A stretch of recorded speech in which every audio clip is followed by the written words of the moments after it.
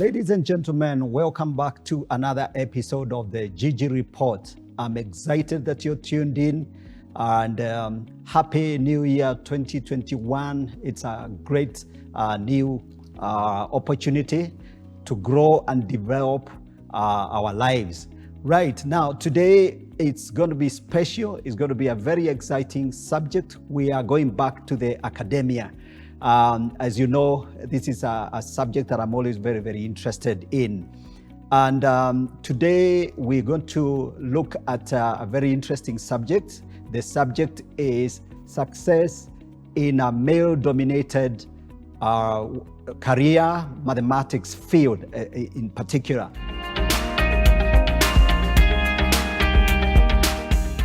My guest is here with me, and I'm going to introduce my guest to you guys, and then after that we'll go straight to the discussions, and I believe that you're going to learn a lot. We hope to inspire you. We hope to help you, open up your mind and see possibilities in this new year. This is a new year. It's exciting. 2020 is gone, but we have 2021. It's time for us to rebuild, go back. So now, if you're in high school, this is a very interesting subject. If you're in a college or university, I think you need to be tuned in. And of course, parents, pay attention to what's good to say, because we're going to give you amazing information. All right. My guest today, welcome to the show, Dr. Evelyn Jurai. Thank you. Most welcome. All right, so my guest is Dr. Evelyn Jurai. Dr. Evelyn is a PhD holder in mathematics, teaching mathematics. She achieved her PhD from the University of South Africa in Pretoria, and currently she's a lecturer at Kisii University. She has also held other lecturing positions at Kireri University, where she taught for 2 years. And so it's exciting. And the reason why I called Dr. Jurai on this show is because she has a very, very interesting story. Remember, achieving a PhD in mathematics is not a mean feat. And so she is my friend. We have worked together on some projects here and there. And I told her, look, you got to come here and tell your story. All right, good. Dr. Evelyn, before you tell us about your career and where you began, I see you've written a book here. Yes. This is very exciting. By the way, it's a very nice book. It's a dictionary of mathematics for secondary schools. So Daktari is very, very serious and very committed to the teaching of mathematics, and she plays in that field. And so she has a very, very good product here. She will tell us more about that before we end the show. So welcome, Dr. Jurai. Thank you. Good. So let's begin from your story. Tell us about your story, how your career began. Thank you for having me on this show. Yeah. My career started as from wherever I was born. Yeah. I was born and brought up in Kirinyaga County. Right. And educated in the same place. All right. I went to normal primary schools, high school, and Yeah. I must say I'm part of the last group of A-levels. Okay. Yes, so we did I did mathematics at A-level, geography and economics, what we used to call MG-Con. Okay. And from there, I pursued, I was admitted to Egerton University for a BSc General to do mathematics and geography. Okay. But when we got there, we had that, the students' notion. Yeah. There are no jobs. The only jobs remaining are in teaching. Okay. And I had not aspired to be a teacher at all. Okay. So we changed, a number of us changed, and I was lucky that I got that application right. Okay. And so I pursued a B.Ed in mathematics and geography. Okay. Completed in 1993. Okay. And started teaching in 1994 in Muranga. Okay.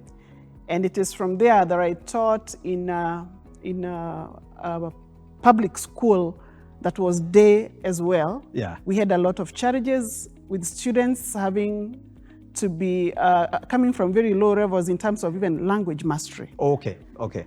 While I was there, I was teaching mathematics alone. Okay. We had a real shortage those days. So Yes. I actually can tell you I've never taught my geography. Oh, is it? All over, yes, I've not taught. Yeah. So in the process, I encountered a number of challenges with my students because mathematics was not their subject, really. Okay. For a number of them. Then language was also a problem for them. Yes. And in the process, I decided to enroll for a master's degree. Okay. And I did so in Kenyatta University for a pure degree in pure mathematics. Okay. So you did a master's in pure mathematics? Yes. Okay. And that I did in Kenyatta University and graduated in 2017. Okay. Thereafter, I met a colleague in the university who mentored me. Okay. Her name is Dr. Mwadi. Okay. She's late. Okay. But she mentored us around the issues of mathematics, and I was interested and attended one conference. Okay. On mathematics education. Oh, okay, okay. That was in Catholic University. And in that conference, I met people from all over the world. It was my first international conference. Okay. And I was very excited. All right. Coming from high school, you know, a high school teacher those days. Yeah. And amongst them, I identified this area called mathematics education. Okay. I had not heard of it previously. All right. Because for me, I was going into the field of mathematics and actually wanted to, after my master's, I wanted to specialize in functional analysis. Okay. Yeah, there is a lot of interest in in pure mathematics, I must say. Oh, is it? Yes. So I went over to do, I got an admission to University of South Africa to do my PhD in mathematics education. Okay. Why was I doing this? Yes. Because I've mentioned to you that where I was teaching in high school, I used to have challenges with my students, and I could set them into groups, and then they start discussing in vernacular. The mathematics is not being taught in vernacular, but they are discussing in vernacular. And I was feeling offended. Yes. And you know, those days we could punish them. Yes. In those different ways that were there. Yes. When I got did my master's, I realized the mathematics mathematics was not taking me back to the class. Okay. It was not helping me in the high school mathematics that I was teaching. Okay. So I sought to do something in education, mathematics education. Yes. That's how I got to identify one or two people in that conference. Yeah. And she became my supervisor. All right. Then she was in University of Witwatersrand, but later she moved to University of South Africa, where now I found her. Wow, yes. That's interesting. I think it's Evelyn, it's very interesting because, and you've mentioned actually what inspired you. Basically, is the need to teach mathematics. You identify, because you taught in high school, you identify the challenges the learners were going through. Yeah. And you realize, look, this is amazing. But we know that mathematics is not one of the easiest subjects. Yes. It's one of the most learners find the most off-putting subject. Mathematics is the off-putting subject. So I want to find out, of course, you've told us a little bit of your inspiration. If you can expound a little bit on that, yes. What inspired you, and then what advice you'd give to people who are interested in mathematics and who would like to really go to the highest level. After doing your PhD, you must have there's so much opportunity in advanced, at the advanced level. So yes. Open that space up, because a lot of people think, look, if you do mathematics, you end up as a high school teacher, say bachelor's. Yeah. If you do masters, maybe you'll be managing a school. You get promoted to the principal level or something like that if you're still in high school. Or if you go to college, you teach maths. And that's it. So what are the opportunities and what are the lessons? Okay, thank you. One of my inspirations is my parents. Okay. Where we were growing up, our parents made sure that we did what they sent us to school to do. Okay. And in particular, my father was in the area of mathematics, although that was not the job he was doing. Yes. But he could make sure that what we get, whoever attempts mathematics gets it right. Okay. Because he had done his studies in Makerere University those many years ago. Oh, okay. Yes. Yeah. Other than that, my high school teachers inspired me, because we had one high school teacher. As I said, I went to the very normal school, so I was in a mixed day school. Oh, mixed day boarding, a real mix, and it was a big school. We were 200 in our class. Okay. So one of the teachers in mathematics used to challenge us, just leave mathematics, and he goes, and tomorrow you come with a cane. And, woe unto you if you don't do the mathematics. Kind of, we had to do it. Yes. So then there was also another teacher in the same school, one Mrs. Kenywa, who actually talked softly to us every now and then. Yes. So much as we were having the hard time from our other male teacher, yes, there was another one who was bringing us closer home. She was more encouraging, yes, more inspiring. Yes. And so that motivated me. Again, in high school, I met a teacher who was also no nonsense in mathematics. And you're talking about A-levels now. Yes, A-levels, yes. Okay. A-levels, I met a teacher who was no nonsense, and we were like, okay, you've come here to do mathematics, you do mathematics. 6 camps. You remember high school? They were 6, we used to call them 6 camps. Okay. We were doing 6 textbooks within the 2 years. Okay. And you got to get the basics for university, because that's where it all was. Yeah. And after that, out in the field, now I have talked about one of my mentors, the late Professor Mwathi. Yeah. And she also inspired me to do it. Yes. Other than that, in that same line, when I went to do my PhD, I met my supervisor, who was then a dean in the school. Okay. Was that a lady or a man? A lady. Oh. Her name is Professor Mamuketi. Okay. Yes, and she also inspired me. By the way, it was not by choice that I took a lady. Yeah. I just was looking for somebody and found Professor Mamuketi. Okay. And when I found that she was the dean, I was like, okay, wow, you mean a lady can be a dean in this big university? The University of South Africa is very big, huge, actually. It's very huge. And even to rise to the level of a dean, that is not something small. It's huge. Right. So later in the process of my studies, she became the DVC. Okay. Deputy Vice Chancellor, and I was serving in her office. All right. I can tell you, she inspired me in terms of, she kept telling us that she only works in one place for 5 years. Okay. And she must pave the way. By the 3rd year, she needs to pave way for where she's going next. Yes. Do you know where she is now? She is the Chancellor, the Vice Chancellor, University of Cape Town. Wow. One of the best universities in Africa. In Africa, actually. Yes. Yeah. So that was also very inspiring for me. Yeah. But I also have had a life of hands-on. Since I was young, I was a technical person. And one of my sisters used to tell me, you're the one to do that sink and block the sink. It seemed I knew what to do. So kind of, those were inspirations that came along the way. Okay. And some that were also almost born with. Okay. In terms of careers and pathways in this, yes, we can become teachers. Yeah. And let me tell you, my people, when you become a teacher is so open-minded. Yes. There's no way you cannot go. Okay.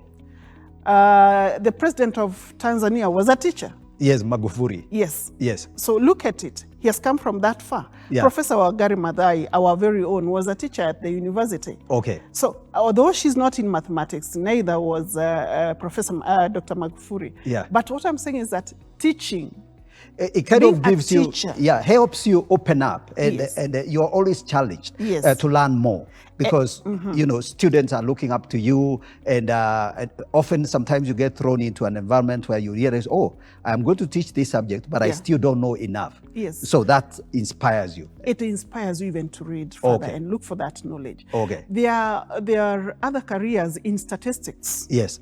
When we do this census that is always done in our country in 10 years, and other censuses that happen in between that belong to different areas, then it's all about mathematics that we are involved in. Actually mathematics and statistics are together, go together. Yes.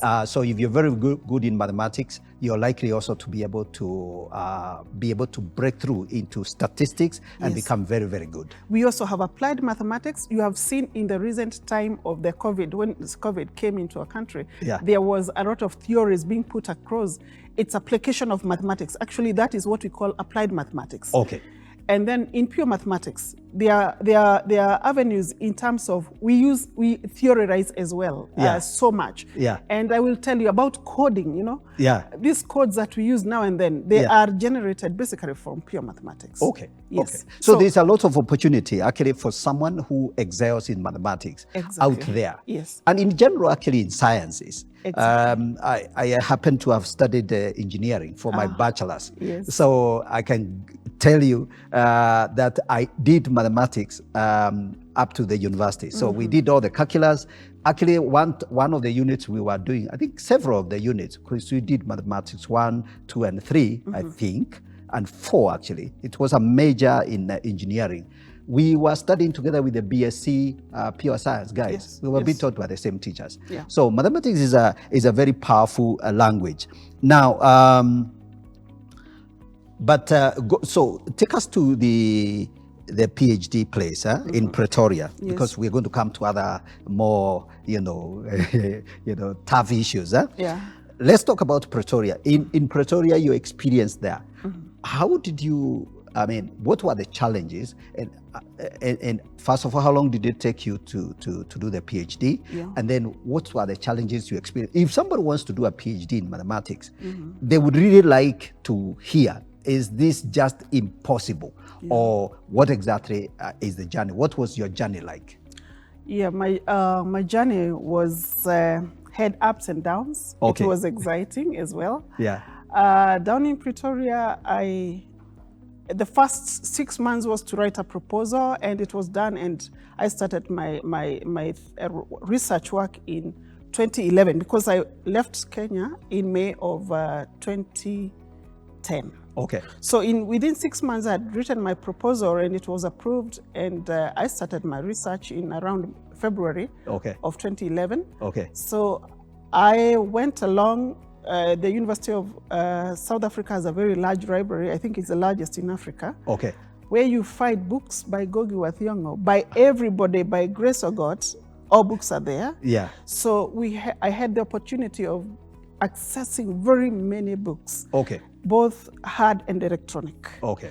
And with that, I had the opportunity to engage a lot with books, online and otherwise, discussions with other members. And as you noted, that University of South Africa has very many students. Then we had a session, we had a whole part in the library for PhDs only. Whereby you can go and discuss, you can have your coffees, you can do all that. And it's in the library. So that was quite motivating, because you get to rest and just take a cup of tea and get back to your books. Get back to your carrel and work.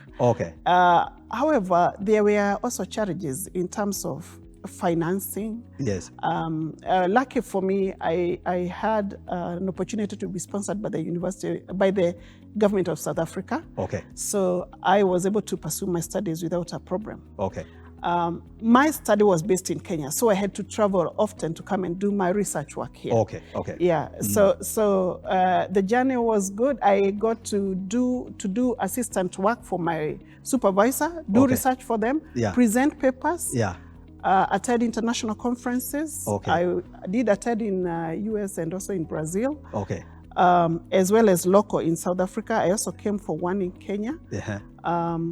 And that gave me a good grounding in terms of having international interactions.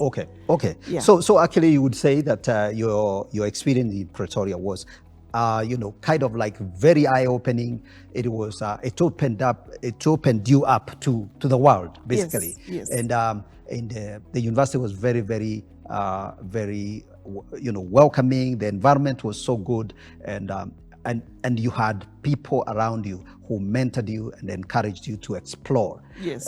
So wow, that's amazing. That's amazing. So I want us then to look at. So for example, so what advice, if somebody wants to do a similar program here in Kenya, by the way, are there opportunities to do PhD in mathematics in Kenya? Yes, they are. There are many. And I think most of our universities now are offering, those that offer education are offering mathematics education. Yes.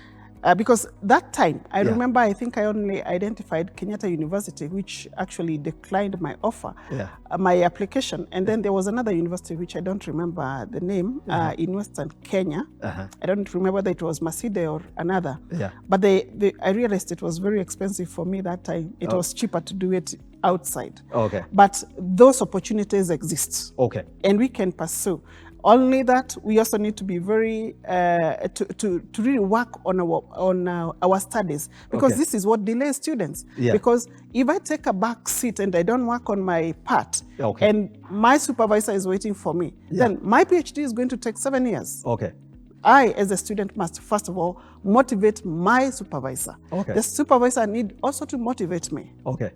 So those opportunities exist. Yes, Kisii University, we have that facility, and we are ready to take even more students. KU is also offering the same, and actually most of those that are offering education have a PhD in mathematics education. So there is opportunity for someone who really wants to go all the way to the top. Very good.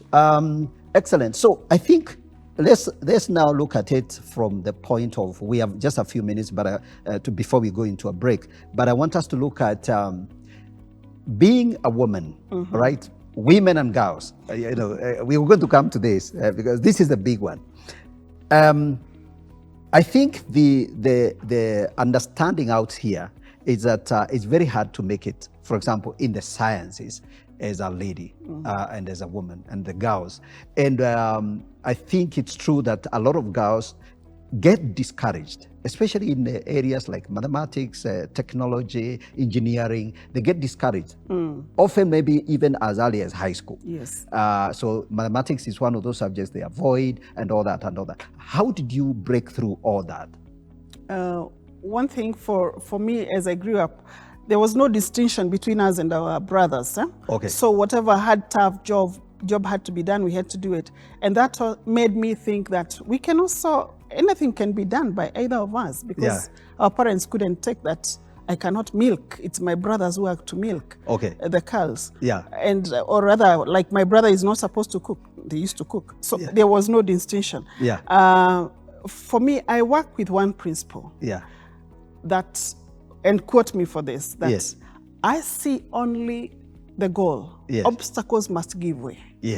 I see only the goal. Obstacles must give way. That's amazing. I give this one in terms of mathematics, vectors. There is something we call vectors. Good that you're in engineering. If I want to go to that end, and there is an obstacle here, I need to make way and get there. In vectors, we would have to negotiate up and then look for another direction there, so that we avoid this hill. But for me, I say obstacle must give way. I need to get that point. So that is one thing that inspires me, or rather gives me the motivation to be in that subject as a woman. But we have a lot of lack in our background down there. Like our girls are not motivated by or inspired by their parents around or any other person around them. One time I had to go down to the village and encounter women, the very local women in their chama. And I told them, you know what? Today we are going to learn mathematics. And they were like, okay, wow, this is the one I hated. I don't know what maths is. I don't want to hear. And I went to the setting and told them, you have a child. I was invited anyway. You have a child in primary school and so on. Now, when you set your oranges in the market, you set them in a certain way. That may be a representation of a pyramid. A pyramid which the child is learning in class. So why are you saying you don't know mathematics? You do. If you give them moral support for your child to just look at that figure and let them identify what it is. You might not know it yourself, but they may have an idea of what it is. And that is part of mathematics. The exchange of money you are doing, you are even giving change and calculating it in your head. Then you say you don't know mathematics? You know it. You know mathematics. You use mathematics all the time. You know when you're putting your tea leaves kwa chai, that you cannot put a whole spoonful with this kind of water and milk. Yes. That's part of mathematics. Exactly. Ratios, mixing maize and beans to make githeri. Yes. Those are ratios. Yes. So it's part of mathematics. And I told them, can you support your children to do this? And they were like, okay, we didn't know we know so much. Yes. They actually realized they have been doing mathematics practically. You know, it's like we all live within that environment where we are always calculating, doing ratios, dividing, multiplying. I mean, you can imagine when women are arguing about, say, like some shortage they had in some calculation, how they'll go ballistic in making sure that they get the numbers right. When it involves their money, there we will do all the math there is. In fact, they'll be like looking around. You know a bit of mathematics. Can you calculate this for us? We don't want to lose our money. Yes. So I think motivation sometimes it's more than just an organized way. I think people just need to be taught to hear, and actually their eyes open. They realize, oh, this is not impossible. These are things we do all the time. Yes. Amazing, amazing. So I think that's very, very nice. So I'm sure you're involved in these programs for inspiring other people. Yes. And so. May I add something to that? Yeah. So what other programs have you done in terms of inspiring women, especially women and girls in? So that was a women program. Yes. What about girls? High school? Do you do tours and all that? Yes, I do, and I inspire. I got to give talks on mathematics and STEM in general. In high schools, more so to girls' schools, but sometimes I do not find. I just find myself in either or mixed schools. We have a consultancy that I also use to get to students called MadsNav. MadsNav, we mentor students during holidays, and we talk about mathematics. We even play games, mathematical games, which we have developed. And then we interact in terms of careers. Where do you want to go? What have you done that can lead you to a certain career? We also have a website that somebody can look at. Actually, we even have more games on the website. So that students can also find the interest in mathematics. In terms of now, in particular for women and girls, there is STEM. What do we call it? There is a STEM Kenya chapter, which I'm a member of. Women Kenya chapter. Whereby we mentor students. Like in Kirori, where they are only girls, then we used to engage them, and they can see the light at the end of the day. Yes. So that's good. That's good. That's very good. We're going to go into a break. Thank you. And when we come back, we will go back to to talk more about the STEM programs, and I will ask Dr. Evelyn to explain to us what that is, and some of the programs that are available to inspire and to mentor women and all the learners across the board that are interested in mathematics. So we go for a short break, then we come back and we'll tell you more. Thank you.